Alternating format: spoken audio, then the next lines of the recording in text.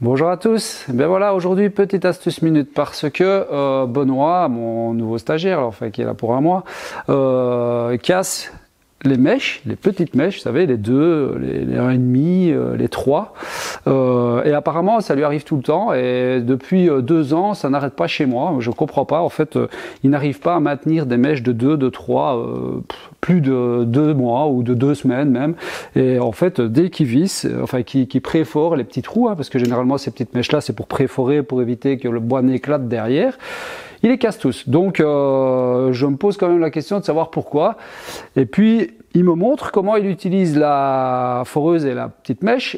Et je comprends en fait tout de suite pourquoi est-ce que ça casse. Et je lui dis, ça te semblait pas logique. Alors il me dit, ah non, en fait honnêtement, maintenant je comprends mieux.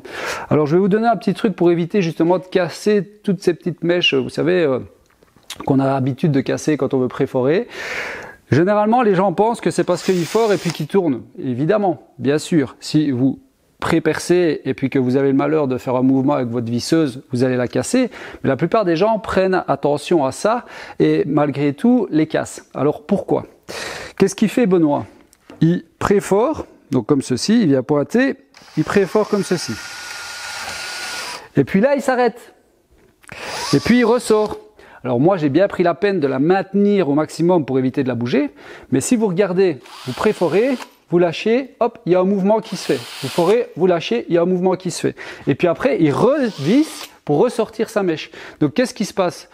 À partir du moment où il a lâché la gâchette de sa visseuse, clac, la mèche casse. Donc il faut en fait, je fais le deuxième, pré-percer, continuer, garder son doigt sur la visseuse, donc continuer à forer en fait et ressortir la mèche, pas s'arrêter, mettre en position dévissage et ressortir, sinon d'office vous allez la casser.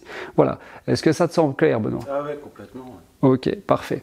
Voilà, j'espère que ça vous évitera de casser vos petites mèches et de devoir chaque fois aller racheter des mèches individuelles ou des petits coffrets de mèches qui sont dépareillés dans tous les sens parce que vous cassez ces petites mèches. Donc je vous dis à bientôt pour de nouvelles petites astuces.